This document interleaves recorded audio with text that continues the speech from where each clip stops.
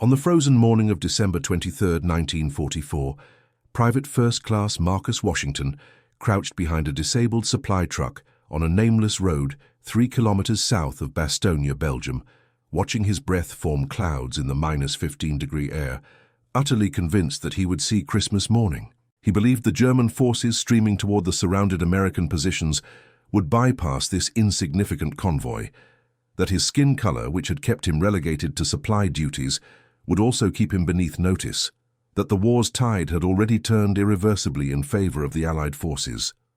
Before we dive into this story, make sure to subscribe to the channel and tell me in the comments where you're watching from. It really helps support the channel. What Marcus could not know was that in less than 3 hours, his desperate improvisation with a burning vehicle would blind an entire enemy convoy, alter the outcome of a critical resupply operation, and force both armies to reconsider what they thought they understood about courage, ingenuity, and the contributions of those the military had tried so hard to keep invisible. Marcus Washington had turned 18 years old exactly 4 months earlier, celebrating his birthday at Camp Lejeune in North Carolina while drilling with the 51st Defense Battalion, one of the segregated units the Marine Corps had reluctantly formed under pressure from civil rights organizations and the Roosevelt administration.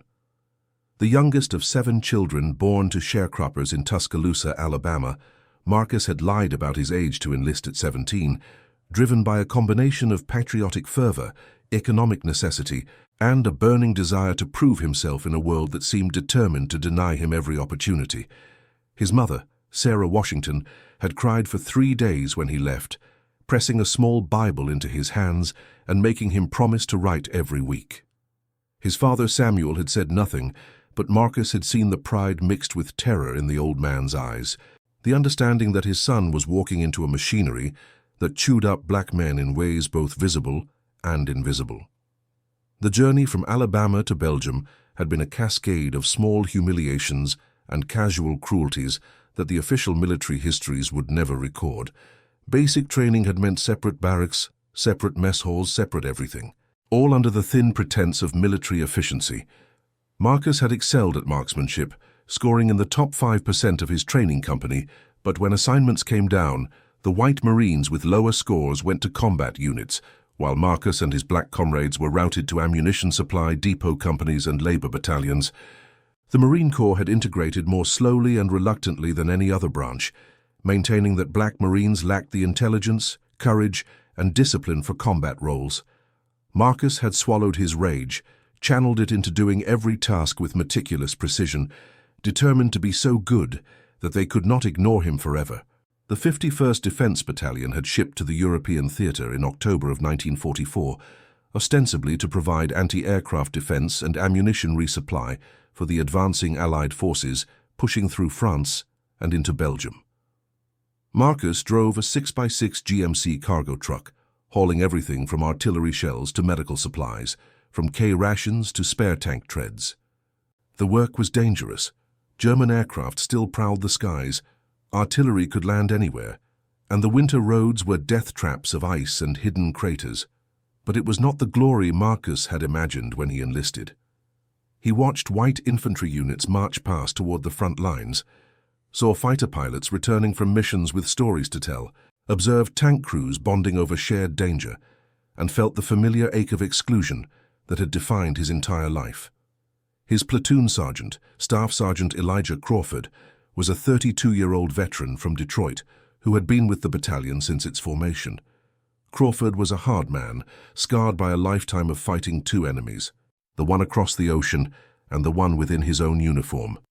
He pushed his men relentlessly, knowing that any mistake would be used as evidence of black inferiority, that they had to be twice as good to be considered half as competent.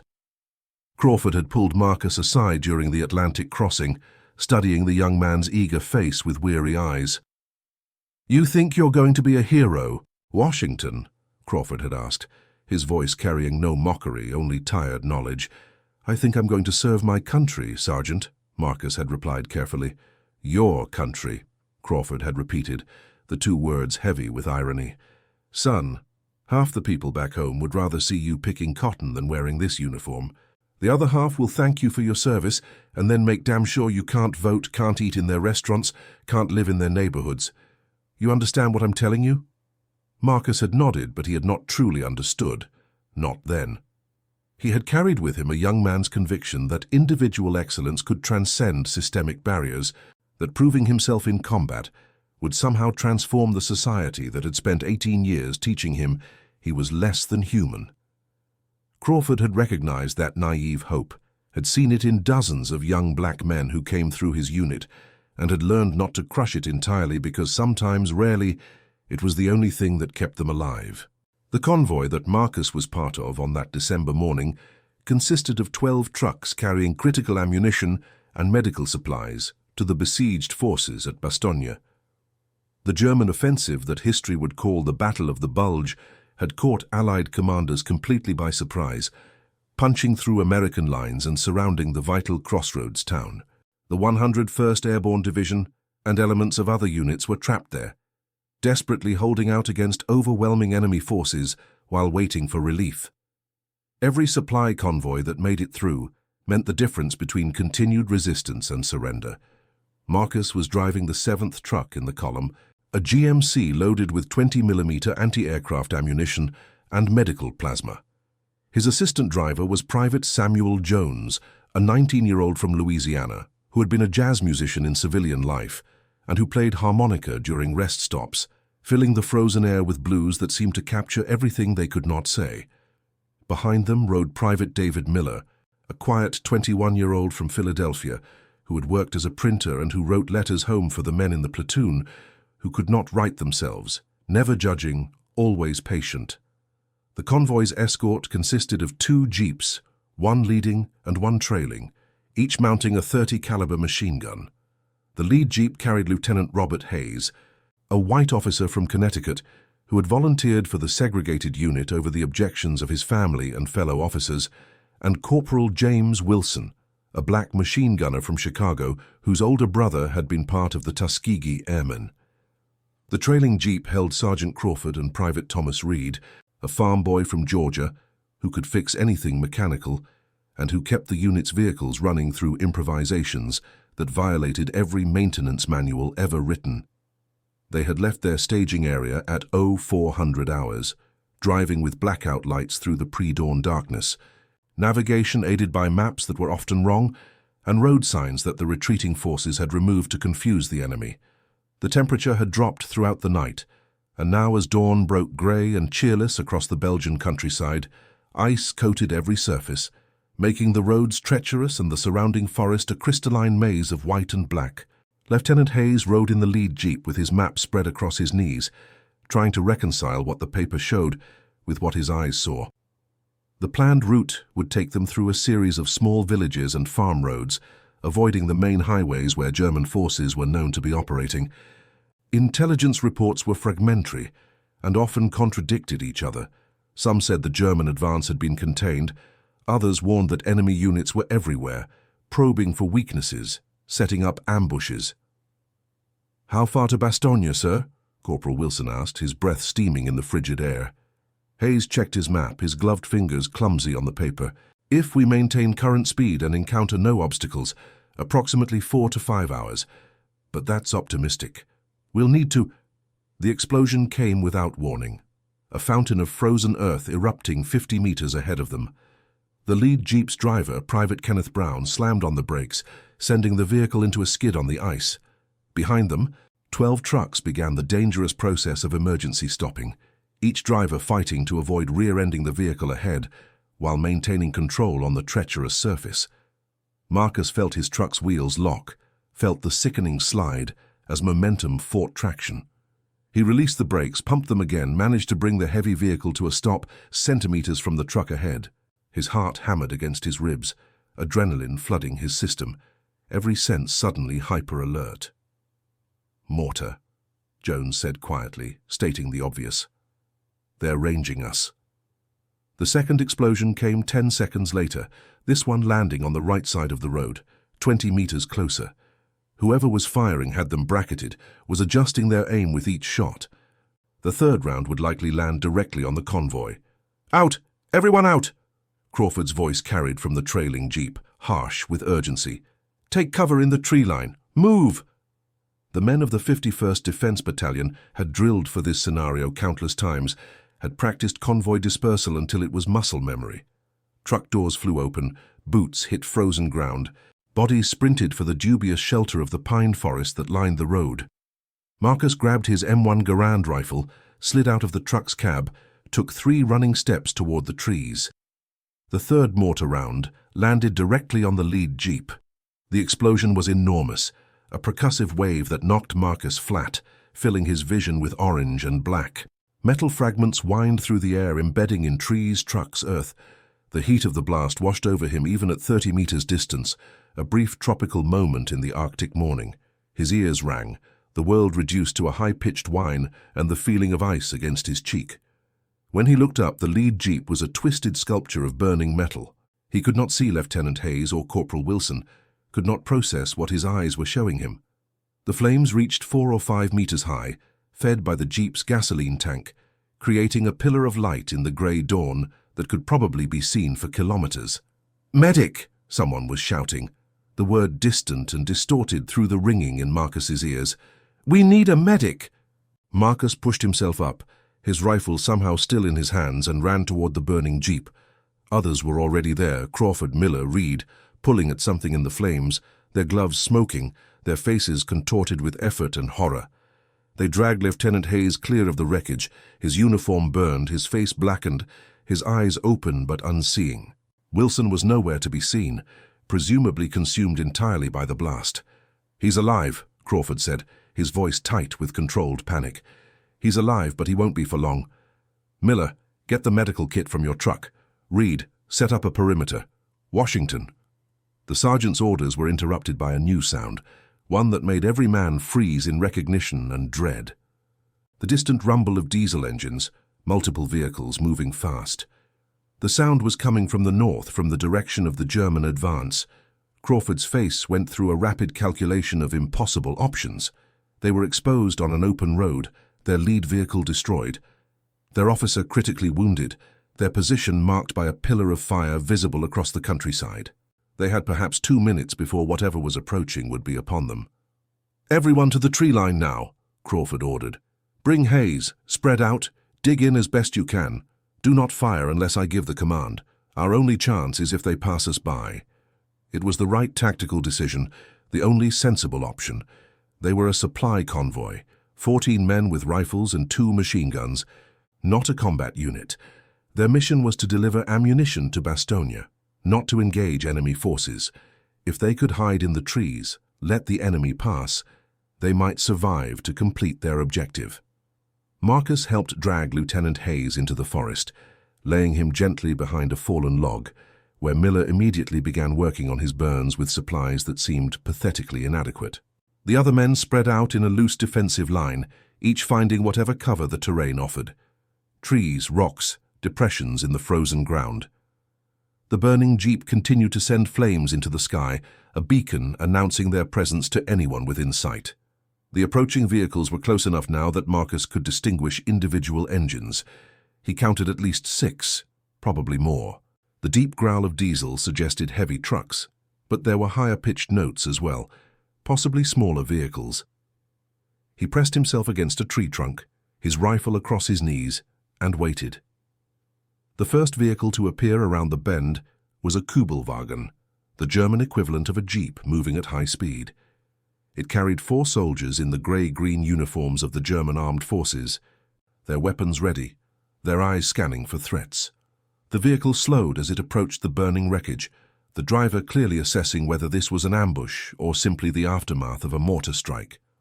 Behind the Kübelwagen came the main convoy, 8 Opel Blitz trucks, 2 larger 4-wheeled vehicles that might be command or communication units, and another Kübelwagen bringing up the rear. Marcus did quick math. Each truck probably carried 10 to 15 men, which meant they were outnumbered at least 5 to 1, possibly worse. The trucks were canvas-covered, preventing him from seeing their exact cargo, but the way they rode heavy suggested they were loaded either with troops or equipment.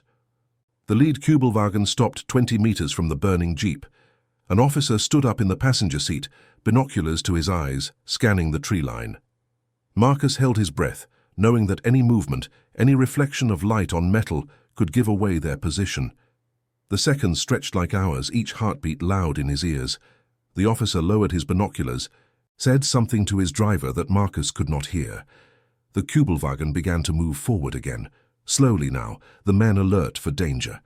The convoy followed, maintaining careful spacing, clearly prepared for an ambush, but not yet convinced one existed.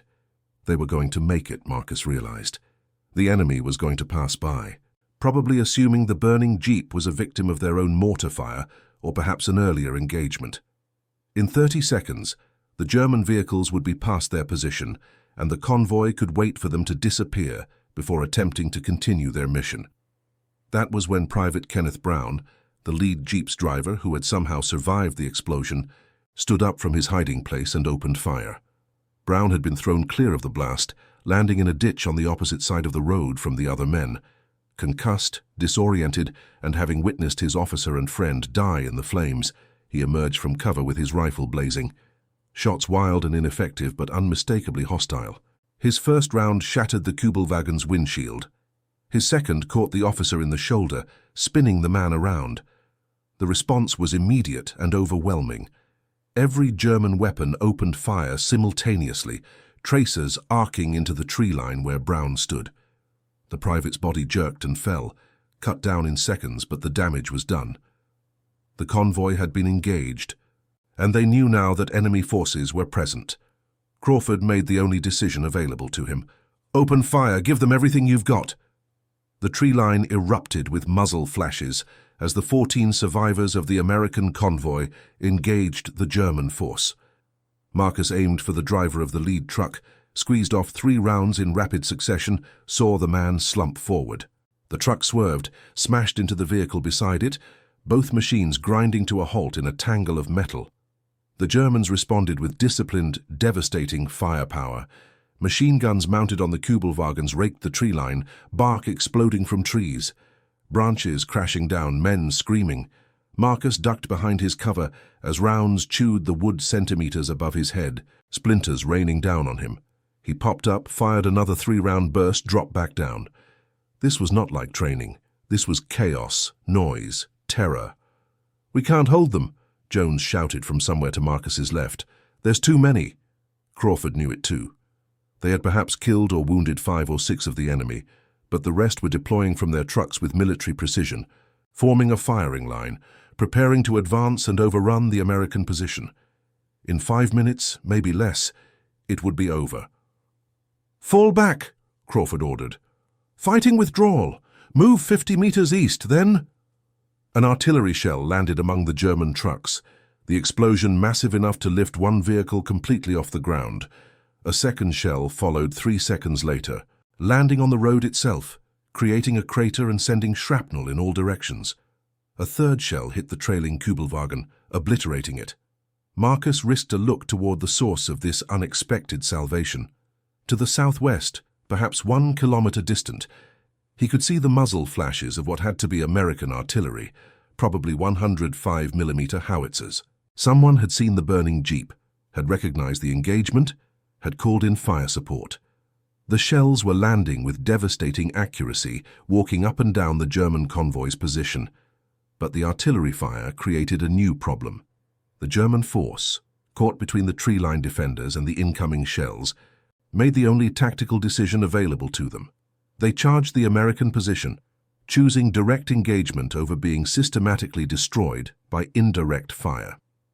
40 German soldiers, perhaps more, came at the tree line in a coordinated assault. They moved in fire teams, some providing suppressing fire while others advanced, exactly as they had been trained. They were veterans, Marcus realized, watching them move. These were not green troops, but experienced soldiers who had survived years of combat. "Fix bayonets," Crawford shouted, his voice cutting through the chaos. "They're coming through. Prepare for close quarters." Marcus's hands shook as he attached the 10-inch blade to the end of his Garand. He had trained for this, had practiced the movements until they were automatic, but training was a pale shadow of reality. In moments he would be fighting hand-to-hand with men who wanted him dead, and all his dreams of proving himself seemed absurd and childish in the face of this primal terror. The first German soldiers reached the tree line 30 meters to Marcus's right. He heard shouts in a language he did not understand, heard Crawford's voice rallying the defense, heard the wet thump of bayonet finding flesh. He aimed at a running figure, fired, missed, fired again, and the figure went down, fired a third time, and his rifle's distinctive ping told him the 8-round en-bloc clip had ejected. The weapon empty. His hands fumbled with a fresh clip, time seeming to slow and accelerate simultaneously. He got the clip loaded, slammed the bolt home, brought the rifle up just as a German soldier appeared directly in front of him, not 2 meters away. The man was young, maybe Marcus's own age, his eyes wide with the same fear that Marcus felt. They stared at each other for a frozen instant, two teenagers caught in a machinery they had not created and could not control. Marcus fired first. The man fell. Marcus wanted to feel something, triumph, horror, remorse, but there was no time. Another soldier appeared, and another. He fired, worked the bolt, fired again. The world reduced to target acquisition and trigger pulls, a mechanical process divorced from thought or emotion. The German advance stalled against the American defensive line, numerical superiority meeting desperate determination. Artillery continued to fall on the road, preventing enemy reinforcements from organizing. For 5 minutes, the outcome hung in balance, neither side able to gain decisive advantage. Then Marcus saw his opportunity, though he could not have explained in that moment why he saw it when others did not. The burning jeep, which had brought this disaster upon them, sat on the road between the two forces. Its flames had diminished somewhat, but the vehicle still burned fiercely, the headlights remarkably still intact despite the devastation, their lenses cracked but functional, the electrical system somehow still drawing power from the battery. The German assault was coming from the north, which meant the soldiers were advancing southward, which meant they were looking directly into the rising sun at their backs. The sun was low on the horizon, pale and weak through the cloud cover, but it was there creating a natural disadvantage for anyone looking eastward. What if that disadvantage could be amplified? Marcus had no time for careful consideration, no opportunity to explain his plan to anyone else. He acted on instinct, on a flash of insight, born from 18 years of learning to see opportunities where others saw only obstacles. He sprinted from his cover position, running not away from the enemy but toward them, toward the burning jeep that sat 30 meters distant on the open road. "Washington, get back here!" Crawford's voice followed him, disbelieving and furious. Marcus did not respond, could not respond. All his focus was on reaching the jeep, on executing the half-formed plan in his mind before a bullet found him. He ran in a zigzag pattern, presenting a moving target, hearing shots crack past him, feeling the displacement of air as rounds missed by centimeters.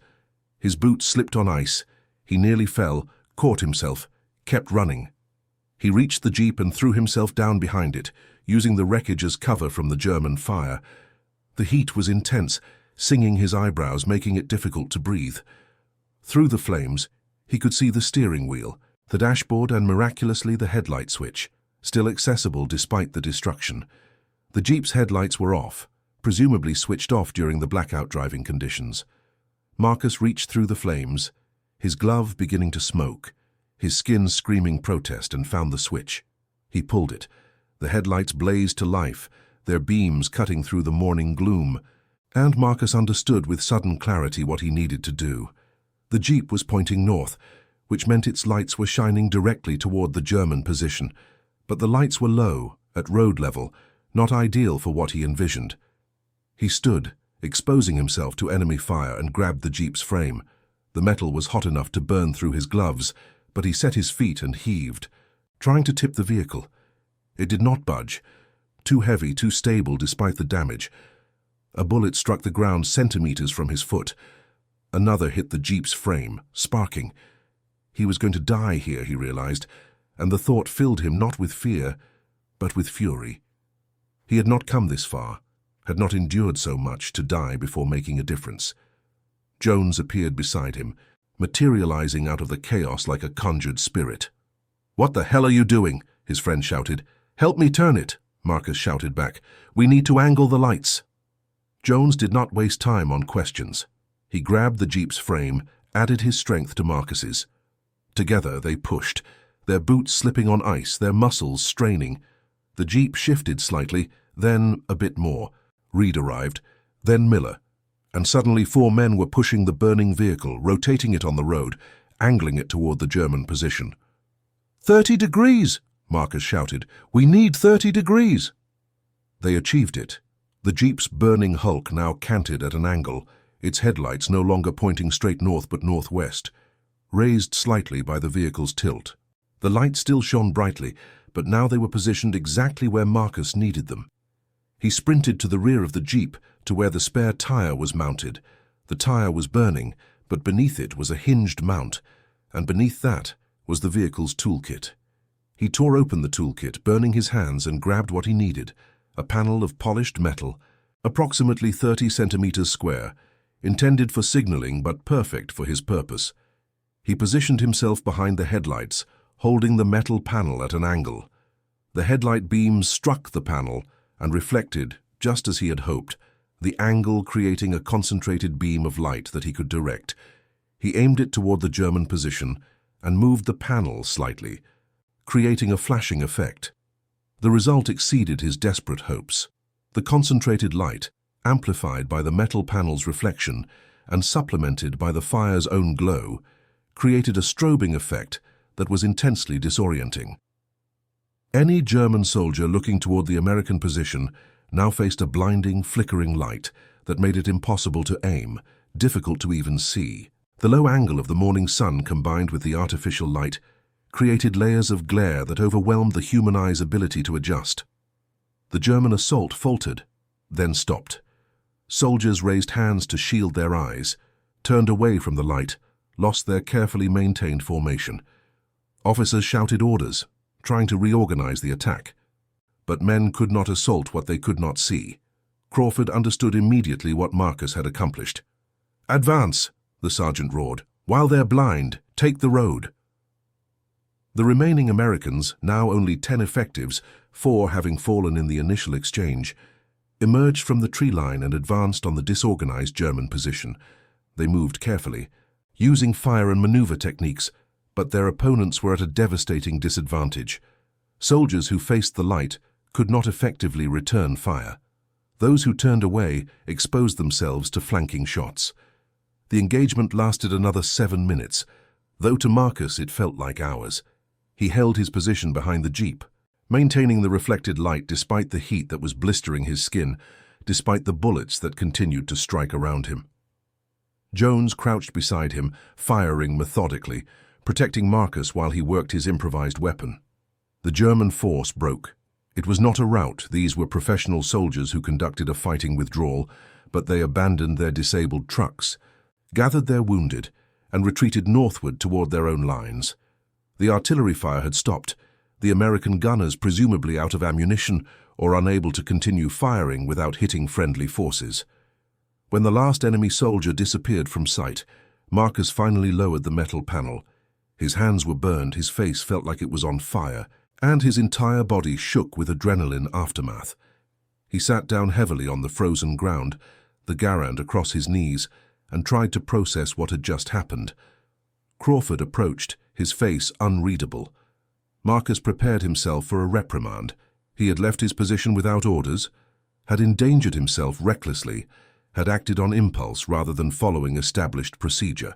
Everything they had drilled into him about military discipline said he should be facing consequences. Instead, Crawford extended his hand, helped Marcus to his feet, and said simply, "You saved us, son." That was the most incredible piece of combat improvisation I've ever witnessed. The aftermath of the engagement revealed the full scope of what had occurred. The German convoy had been a resupply unit carrying ammunition and winter clothing to forward positions, exactly the kind of logistical target that could alter the broader tactical situation. The American artillery strike, combined with the ground engagement, had destroyed 6 trucks, disabled 3 others, and forced the enemy to abandon their cargo. More importantly, the route the Germans had been using was now exposed, allowing Allied intelligence to target other convoys. 4 Americans had died in the fight. Lieutenant Hayes succumbing to his burns despite Miller's best efforts, Private Brown cut down in his initial assault, and two others whose names Marcus learned later, Private Robert Jackson and Corporal William Thompson, both of whom had held positions on the right flank and had absorbed the brunt of the German assault. The survivors searched the abandoned German trucks, finding not just military supplies but also personal items, letters from home, photographs, ration tins with unfamiliar labels. Marcus found himself staring at a photo of a young woman holding a baby, the image tucked into the visor of one of the disabled truck's cabs. The enemy soldiers had families, had lives they wanted to return to, had probably been just as frightened and uncertain as Marcus himself. "Don't think about it too much," Reed said quietly, seeing where Marcus's attention had gone. "We do our job. They do theirs. That's all there is." But Marcus could not stop thinking about it. The man he had shot at close range, the young soldier with wide, frightened eyes, haunted him.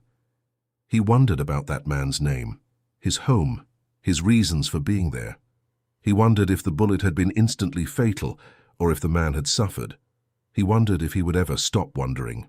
The platoon retrieved what they could from their own disabled trucks. 3 were too damaged to move, forcing them to redistribute cargo, and prepared to continue the mission to Bastogne. Marcus's hands were bandaged with supplies from the medical kits, his burns treated with sulfanilamide powder and wrapped in gauze. The pain was constant but manageable, though the medic warned him he would likely have permanent scarring. They reached Bastogne 7 hours later, having encountered no further enemy contact, the road opening before them, as if the morning's engagement had consumed all the violence the universe had allocated for that day. The city was a devastated wreck, buildings reduced to rubble, streets cratered by artillery, but the defenders still held, grimly determined not to yield. The supplies the convoy carried, ammunition, medical plasma, rations, were received with desperate gratitude by men who had been fighting on empty stomachs and limited ammunition for days. A captain from the 101st Airborne, a white officer with a bandaged head and exhausted eyes, personally thanked Crawford for making it through. "Every convoy that reaches us is a miracle," the captain said. "You boys have done something important here." Marcus noticed the man's surprise when he realized the entire convoy crew was black, saw the momentary recalculation behind the captain's eyes. The officer recovered quickly, his gratitude apparently genuine. But the moment reinforced what Marcus had always known. They were not simply soldiers, they were black soldiers, and that distinction shaped every interaction, every assumption, every opportunity. The convoy remained in Bastogne for 2 days, helping to organize the incoming supplies and prepare for the expected relief force that was fighting its way toward the city. Marcus worked alongside white paratroopers, combat engineers and artillerymen, all of them too exhausted and too focused on survival to care much about the racial barriers that dominated military life elsewhere. In crisis, he discovered, people sometimes remembered they were human beings first and representatives of their race second. On the second day, a correspondent from Stars and Stripes, the military newspaper, interviewed Crawford about the convoy's successful arrival. The sergeant described the engagement, praised his men's courage, and mentioned Marcus's improvisation with the burning jeep. The correspondent scribbled notes, asked follow-up questions, seemed genuinely interested. The story ran 3 days later, but when Marcus finally saw a copy, the account had been altered in subtle but significant ways. The convoy was described as having been defended rather than specifically identifying the defender's race. Crawford was quoted, but not identified by name. Marcus's role was reduced to a single sentence about quick thinking by convoy personnel with no attribution. The article's focus was on the white artillery unit that had provided fire support, their actions described in heroic detail. Marcus felt something harden inside him when he read that article. He had not sought glory, had not performed his desperate improvisation for recognition, but the erasure of his contribution felt like one more confirmation of a truth he had known his entire life, that excellence while black would be acknowledged grudgingly, if at all, that the story of this war would be written by people who could not imagine heroism wearing his skin. Crawford found him sitting alone in a bombed-out building's basement, the newspaper crumpled in his fist. The sergeant sat down beside him, said nothing for a long moment, then spoke with quiet intensity. "They're going to try to forget us, Marcus. When this war's over, when they write the official histories and build the monuments, they're going to act like we weren't here, like we didn't bleed and die and save their ungrateful asses. You know how I know? Because they did the same thing after the last war. Black men came home from France thinking they'd earned respect, earned citizenship, and they came home to lynchings and race riots, and a country that couldn't stand the thought of a black man who'd seen himself as equal to whites. So what do we do?" Marcus asked, hearing the bitterness in his own voice. "We remember," Crawford said simply. "We tell our children and grandchildren. We make sure our people know what we did, even if nobody else wants to acknowledge it. And we live, Marcus. We survive this war. We go home, and we live lives that prove every lie they tell about us is exactly that, a lie." The relief force reached Bastogne on December 26th, elements of Patton's Third Army breaking through the German encirclement and linking up with the defenders. The siege was over, the strategic crossroads held, and the German offensive began its slow collapse. The Battle of the Bulge would continue for another month, but the outcome was no longer in doubt. The 51st Defense Battalion was pulled back from the front lines in early January, rotated to a rest area where the men could recover from their losses and integrate replacements. Marcus's hands healed slowly, the burns leaving puckered scars across his palms that would remain visible for the rest of his life. He learned to hold a rifle despite the scarring, to grip the steering wheel of his truck, to write letters home that reassured his mother without revealing the truth of what he had experienced. In February, the battalion received a new commanding officer, a white Marine major who had transferred from a combat unit and who seemed determined to prove that segregated units could fight as effectively as integrated ones. Major Robert Harrison called the company together for his first address, standing on an ammunition crate so all could see him, his voice carrying across the assembly. "I've read the after-action reports from the Bastogne convoy," Harrison said. "I've seen the intelligence assessments of the German logistics disruption you caused. What your platoon accomplished on December 23rd was extraordinary by any measure, and it should have been recognized as such. I'm submitting recommendations for decorations, including a Bronze Star for Private First Class Marcus Washington, whose tactical innovation under fire represents the finest traditions of the Marine Corps." The men stood in stunned silence. Decorations for valor were almost never awarded to black service members, the unofficial policy being that such recognition would upset the racial hierarchy the military worked so hard to maintain. A Bronze Star would be unprecedented for someone in a supply unit, unthinkable for a black private who had been in the service for less than a year. Harrison continued, "I don't care what color any of you are.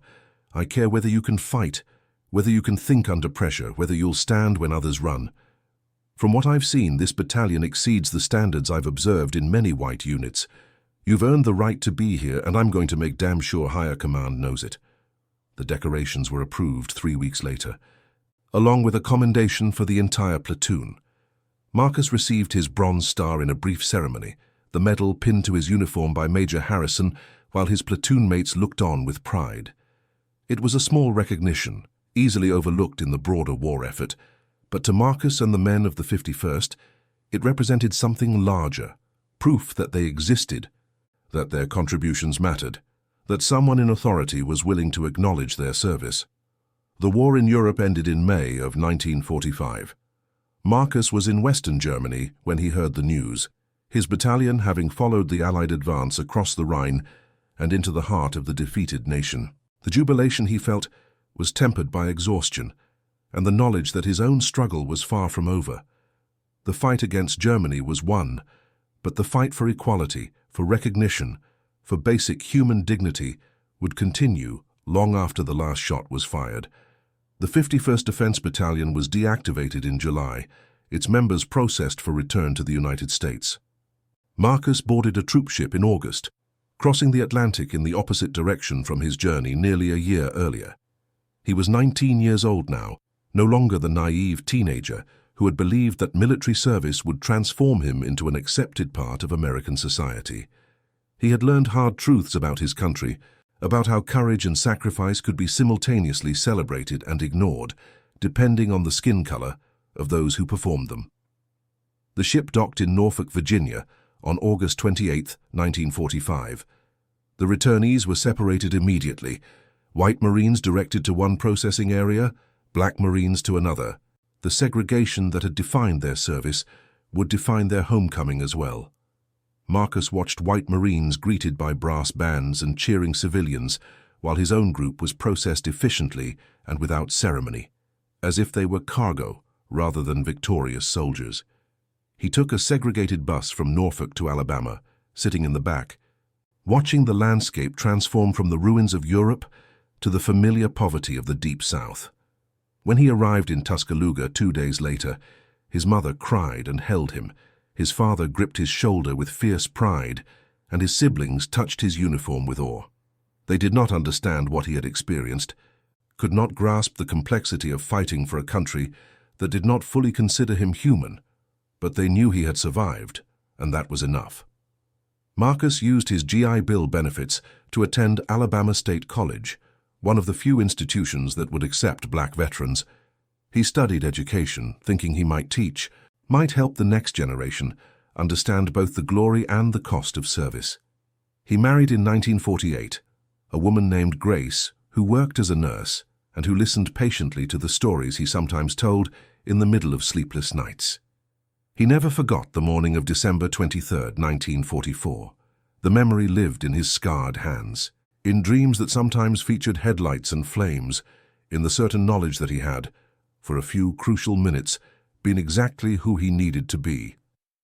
He told the story to his children, to his students, to anyone who would listen, not out of ego, but out of a desperate need to testify that it had happened, that he had been there, that black men had served and bled and accomplished extraordinary things.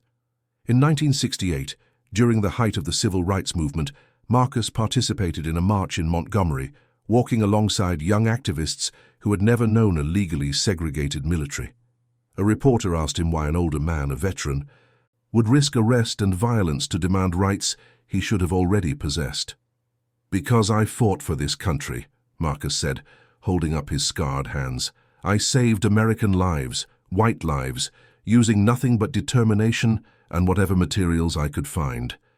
And when I came home, I couldn't eat in the same restaurants as the men I'd saved, couldn't vote in the same precincts, couldn't be buried in the same cemeteries. I'm marching because the war I fought in Europe ended, but the war for justice here has never stopped." The reporter asked about his service, and Marcus told the story of the burning Jeep, the desperate improvisation, the moment when his quick thinking had turned potential disaster into tactical advantage. The reporter seemed skeptical. It sounded too much like a movie, too convenient, too heroic. Marcus showed his scars, produced his Bronze Star Medal, offered to connect the reporter with other survivors who could verify every detail. The story ran in several newspapers, a small feature about a forgotten veteran and a forgotten battle. It prompted letters from other black veterans, men who had served in segregated units and whose contributions had been similarly erased from popular memory. A historian at Howard University began collecting oral histories, building an archive of testimony that contradicted the official narratives. Marcus lived to see the military fully integrated, lived to see black officers command white troops, lived to see a slow, grudging acknowledgement that racial segregation had been a moral catastrophe and a tactical mistake.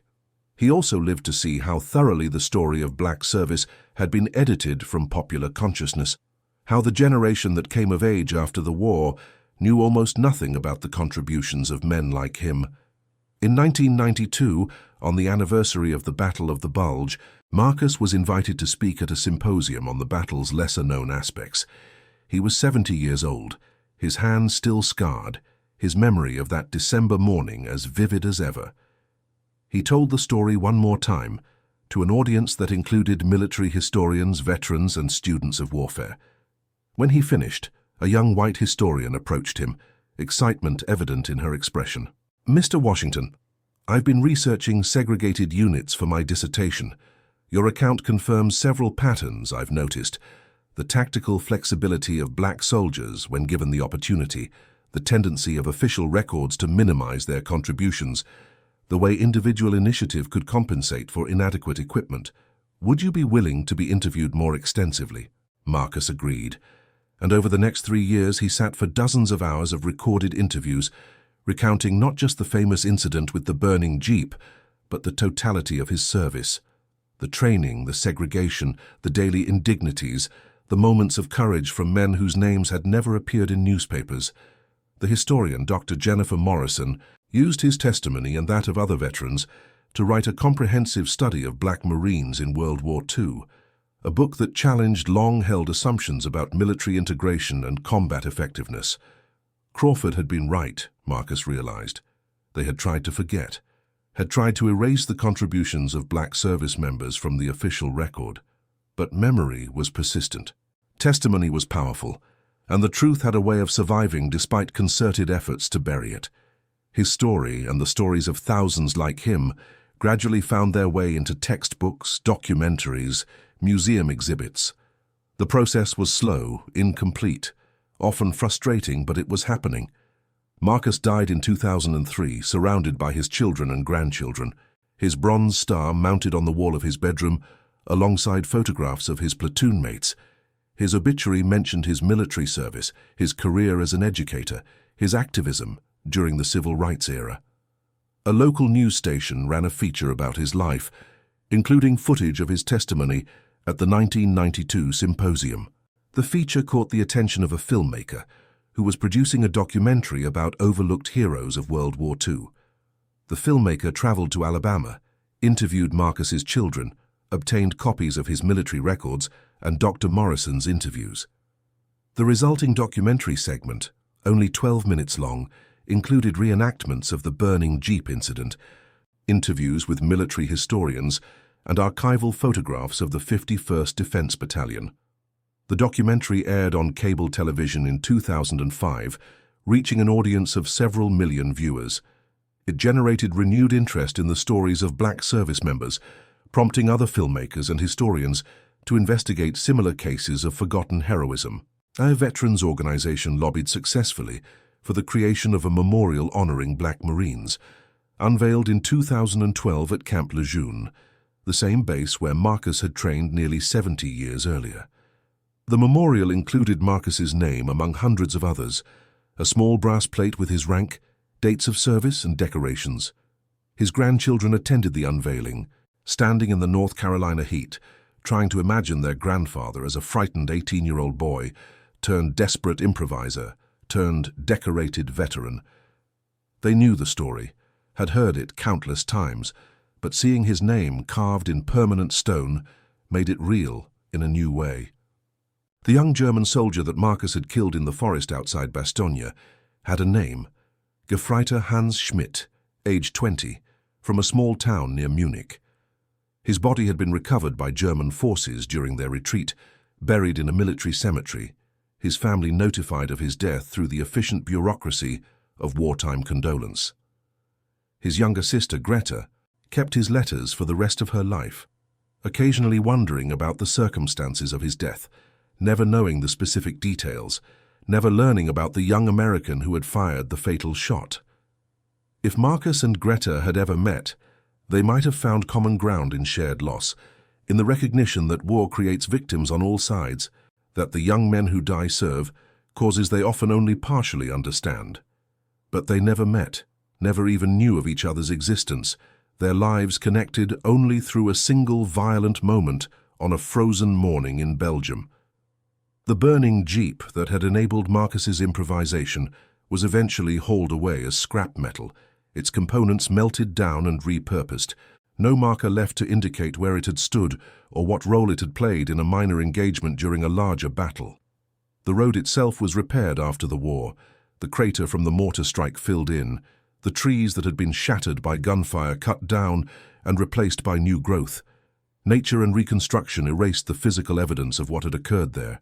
But the human evidence remained, in Marcus's scars, in the memories of the survivors, in the bronze star that passed from his estate to his eldest son, in the oral histories preserved by Dr. Morrison and others, in the documentary footage that students would someday watch in history classes. The story survived because people chose to remember, chose to testify, chose to insist that the contributions of Black service members mattered. Staff Sergeant Elijah Crawford, returned to Detroit after the war, worked for 30 years in an automobile factory, raised 4 children, and died in 1981 without ever receiving the recognition Marcus believed he deserved. Crawford had been the backbone of the platoon, the experienced leader who had held them together through impossible situations, but his name appeared in no documentaries, no books, no memorials. Marcus attended Crawford's funeral, one of only 3 members of the old platoon still alive, and delivered a eulogy that tried to capture the debt they all owed to the tough sergeant from Detroit. Private Samuel Jones, the jazz harmonica player from Louisiana, survived the war and returned to New Orleans, where he played in clubs and recording sessions for 4 decades, his music carrying echoes of the blues he had played on frozen Belgian roads. He and Marcus exchanged Christmas cards every year until Jones died in 1996, each card a brief affirmation that they had survived, that they remembered, that their shared experience continued to connect them across time and distance. Private David Miller, the printer from Philadelphia who wrote letters for illiterate soldiers, used his GI Bill benefits to open a print shop, building a small business that employed other black veterans and provided them with opportunities that the broader economy often denied. He and Marcus spoke by phone several times a year, their conversations a mix of reminiscence and assessment of how far the country had come and how far it still needed to go. The broader tactical impact of the convoy engagement was significant in ways that became clear only through later historical analysis. The German convoy that Marcus's platoon disrupted had been carrying winter uniforms and boots, intended for forward units that were inadequately equipped for the brutal cold of that December. The loss of those supplies contributed to a cascade of logistical failures that sapped German combat effectiveness. Soldiers fighting in summer uniforms in sub-zero temperatures suffered frostbite, lost morale, became less effective combatants. The intelligence gained from capturing the German route information allowed Allied forces to target other convoys, creating a systematic disruption of enemy logistics that materially affected the outcome of the broader battle.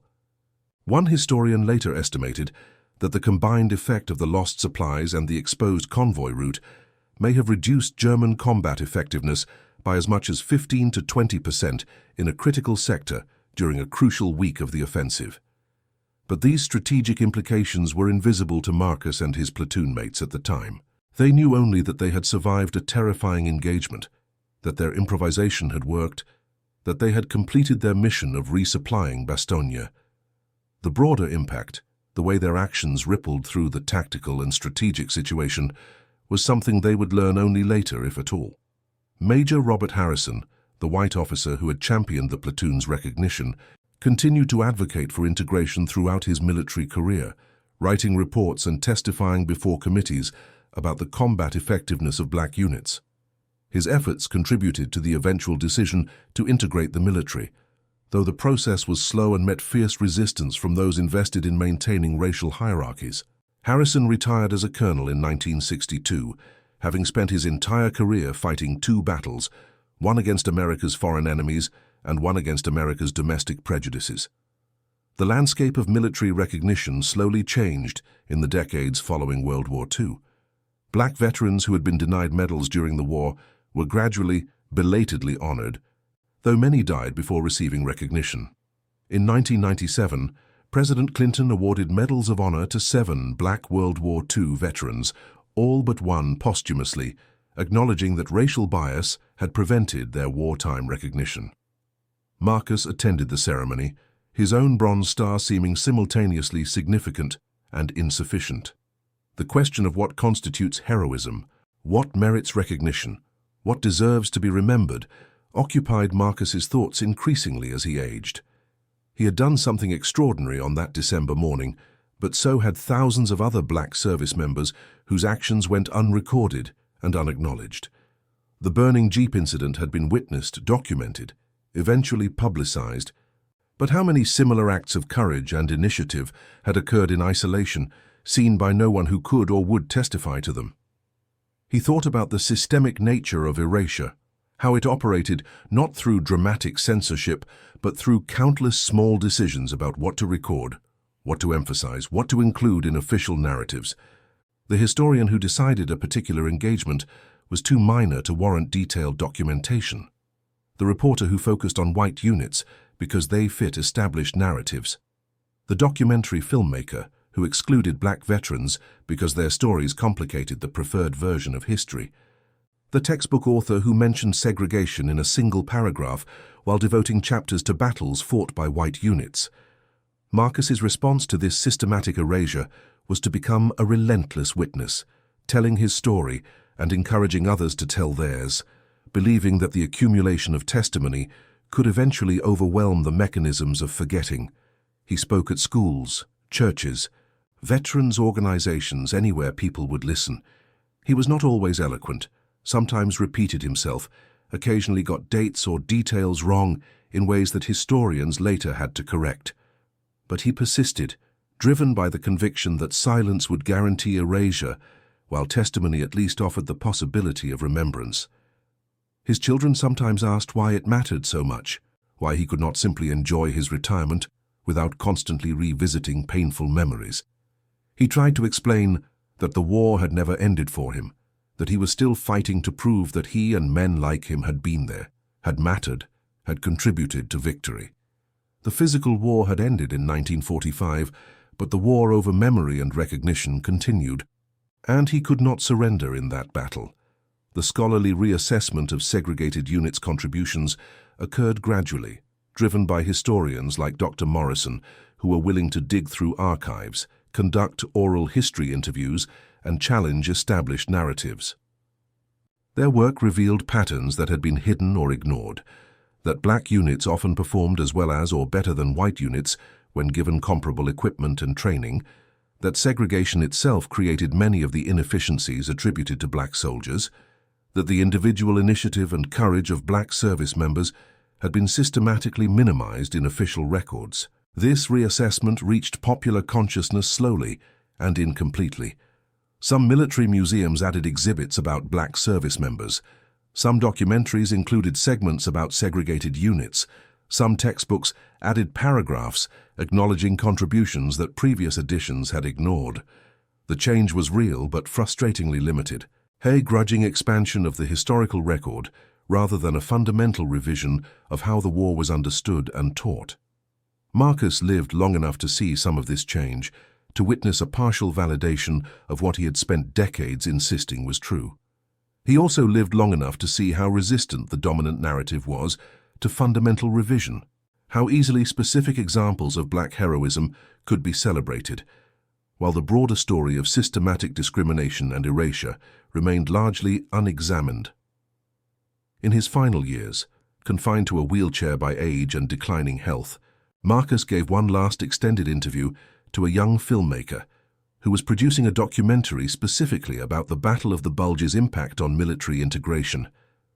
The filmmaker, a black woman named Tasha Williams, approached the project with both professional rigor and personal investment, her own grandfather having served in a segregated unit in the Pacific Theater. "What do you want people to understand?"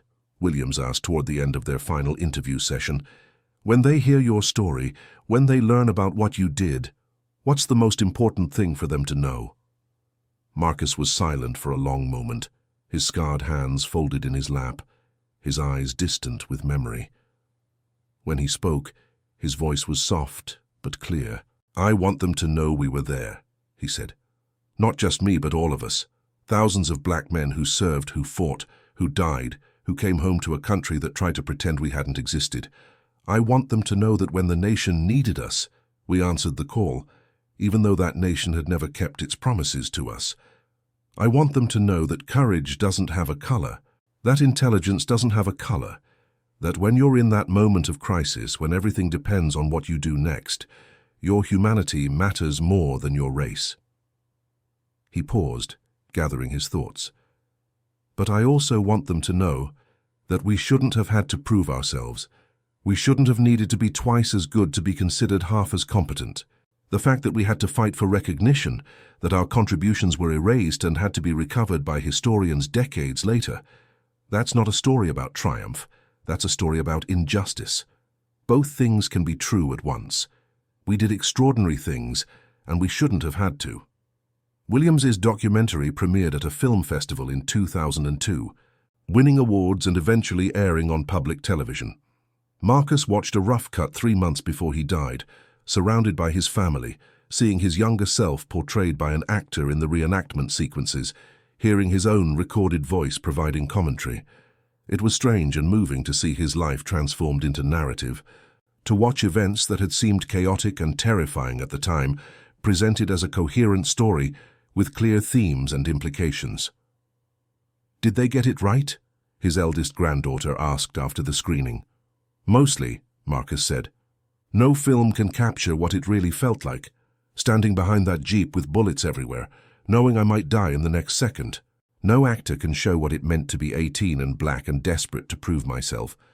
But they got the important parts, that it happened, that it mattered, that we were there." The burning Jeep incident became, in the years following Marcus's death, a case study in military innovation courses, an example of how individual initiative and creative thinking could alter tactical situations. West Point and other military academies used it to teach cadets about the importance of adaptive thinking under pressure. The irony was not lost on those who knew the full story, that an action performed by a man the military had relegated to supply duties because of his race was now being taught as an example of exemplary military thinking.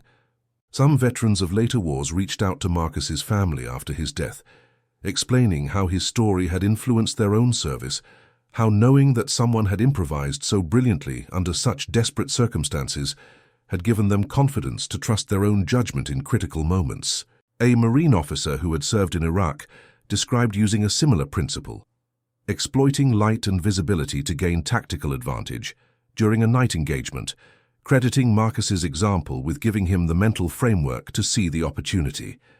These connections, these influences, these ripples extending across time and distance from a single desperate action on a frozen Belgian road represented a form of immortality that Marcus had never sought but might have appreciated. His body was buried in a veteran's cemetery in Alabama, his bronze star included in the casket at his family's request, but his influence continued through the stories told, the lessons learned, the inspiration provided to those who came after. The men he had saved that December morning, the survivors of his platoon whose lives continued because his improvisation had worked, went on to live full lives that would not have existed without his quick thinking. Crawford's 4 children, Jones's musical legacy, Miller's business and the families it supported, the children and grandchildren and great-grandchildren of all the survivors, represented a vast branching tree of existence made possible by one teenager's desperate inspiration. If you calculated the full impact of that moment, you would need to account for all those lives, all those contributions, all those descendants who existed only because Marcus Washington had seen an opportunity where others saw only disaster. You would need to measure not just the immediate tactical outcome, but the cascading effects through decades and generations. The mathematics of such an accounting were impossible, but the reality was undeniable. A single action, performed in extremity by someone society had tried to render invisible, had altered the future in ways both large and small. The historical consensus eventually settled into place, as it always does, sometimes accurate and sometimes distorted by the biases of those doing the recording. The Battle of the Bulge was remembered as a crucial engagement, Hitler's last desperate offensive, the moment when American resilience and industrial might overwhelmed German tactical excellence. The siege of Bastogne became legendary, the defenders' refusal to surrender enshrined in military history. Within that larger story, smaller stories persisted or were forgotten, according to patterns that often reflected existing power structures. White units received detailed historical treatment, their actions preserved in multiple books and films. Segregated black units received scattered mentions, their contributions acknowledged but not explored in depth. Individual black soldiers like Marcus appeared as footnotes or anecdotes, examples invoked when someone wanted to demonstrate inclusion without fundamentally revising the narrative. But the complete erasure that might have occurred in earlier eras did not happen, prevented by the testimony of veterans like Marcus, the scholarship of historians like Dr. Morrison, the films of documentarians like Tasha Williams. The story was incomplete, sometimes distorted, often marginalized, but it existed. Future generations could find it if they looked, could learn what had been done and by whom, could understand that the war had been won by all Americans, not just those whose skin color matched the photographs in most textbooks. Marcus's great-granddaughter, Aisha Washington, enlisted in the Marine Corps in 2015, the first person in the family to serve since Marcus himself. She went through training at the same Camp Lejeune, where her great-grandfather had drilled 70 years earlier, though the base had been transformed beyond recognition. There were no segregated facilities, no racial quotas, no systematic barriers based on skin color. Women served alongside men, all races mingled freely, and the official policy was one of absolute equality. The reality was more complex, of course. Discrimination had not disappeared, but had become more subtle, operating through informal networks and unconscious biases rather than official policy. But the change from Marcus's era was undeniable and dramatic.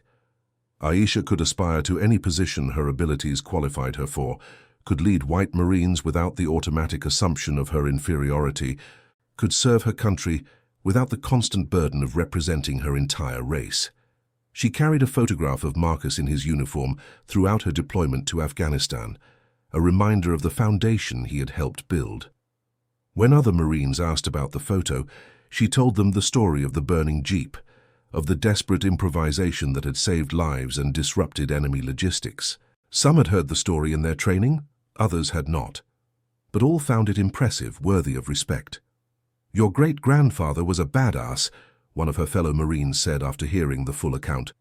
"He was," Aisha agreed. "He was also someone who shouldn't have had to be twice as brave to get half the recognition. We remember the first part, but we need to remember the second part too." The dialectic between celebrating achievement and acknowledging injustice remained unresolved, perhaps irresolvable. Marcus had done something extraordinary, and that deserved recognition. He had also been forced to do it within a system designed to minimize his humanity, and that deserved condemnation. Both truths needed to be held simultaneously, neither one negating the other, the full complexity of historical experience resisting simple narratives of either triumph or tragedy. And that concludes our story. If you made it this far, please share your thoughts in the comments. What part of this historical account surprised you most? Don't forget to subscribe for more untold stories from World War II, and check out the video on screen for another incredible tale from history. Until next time.